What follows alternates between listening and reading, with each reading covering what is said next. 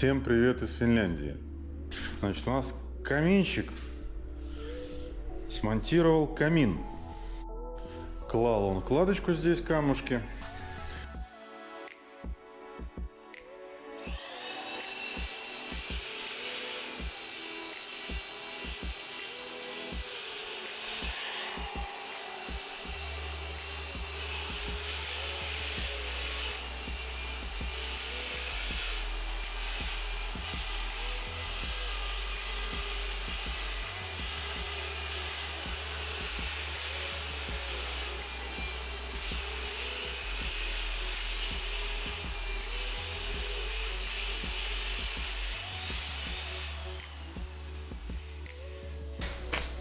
Вот у нас каминщик, печник точнее, приехал печку доделать. Вчера не хватило какого-то камушка одного.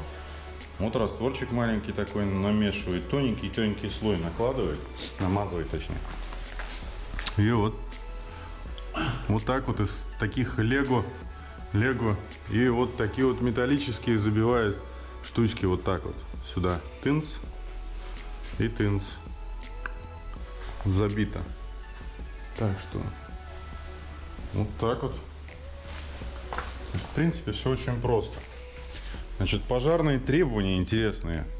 Хоть это и каменная стена, но считают от шкафа. Если шкаф с этой стороны встает стены, значит от шкафа 15 сантиметров до печки должно быть. Неважно, это камень или что. От древесины 15 сантиметров и все, и до свидания. Спереди, перед камином, должно быть 40 сантиметров. То есть, либо нам кафель надо докладывать перед камином, либо второй вариант по ламинату будет заходить жесть. Вот так. Все хорошо и красиво. И столкнулся вот с такой вот проблемой.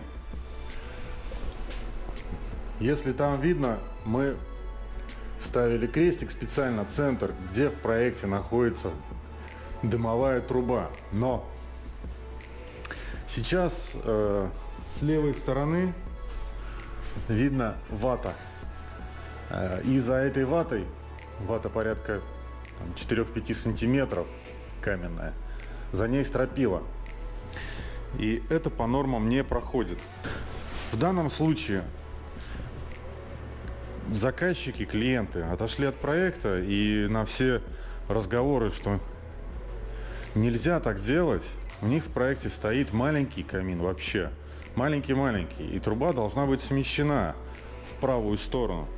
И она как раз выходит в проекте между двумя стропилами, потому что стропила также подстраивается под дымоход изначально.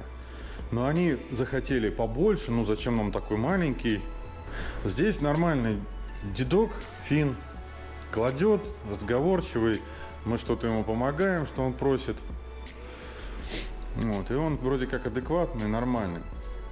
Сейчас я-то так понял его, что он... ну вижу, он чуть-чуть сместил отверстие. Сколько-то, сантиметра на 3 отодвинул. То есть, получается, труба теперь не по центру будет камина, а смещена в сторону. Вот. Но в других случаях, другие каминщики, которые приезжали, финны, и доходило до того, что вот заносите камни, я типа не этот самый, не грузчик, я укладчик великого финского камня, таскать ничего не буду. Вот те финны, 100%, получив вот такой вот результат, просто разворачиваются и уезжают. То есть клиент все равно это за все платит, но дело в том, что по закону печник в Финляндии несет ответственность материальную и все остальное. То есть у него сразу заберут лицензию, но это мелочь по сравнению с тем, что ему придется потом выплачивать. Это касается всего, и строителей, и так далее. То есть, тут вопрос, кто будет брать на себя ответственность. Не дай бог, конечно, при пожаре будут смотреть, что, чего и как. И если по нормам не проходит, то большинство просто разворачиваются и уезжают. Как хотите. Хотите, переносите, платите деньги. Еще раз разберу, соберу, передвину, в итоге вы получите выходящий в сторону камин. Здесь тоже под камином мы еще сами взяли побольше, сделали, убрали пенопласт, не стали ставить под бетон, чтобы камин нормально лежал. Так и надо, но мы увеличили размер. И труба отопления также обходит это место. А если все как по проекту было бы, но человек захотел вот так вот, как я хочу, поменять, то вообще, честно говоря, никому не советую финские проекты ни в коем случае не менять. Думайте заранее, на стадии проектирования. У финнов очень хорошо все это получается, все делается и под это подстраивается. Мы уже много раз столкнулись, несколько, ну не очень много, но несколько было в принципе таких банальных вещей, как перенести лестницу на крышу, да, в другое место. Зачем она тут нужна? И вот в тот момент, когда ее нужно было монтировать, вспоминались все архитекторы хорошими словами, а собственно инициатива, как всегда, было хотел как лучше, а получилось как всегда, блин.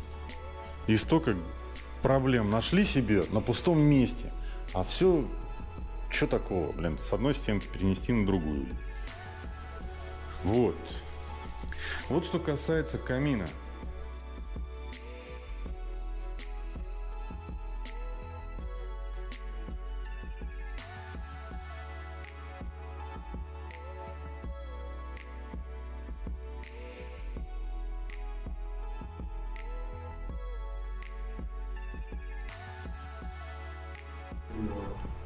Ну вот, на этом все. Всем пока. До новых встреч.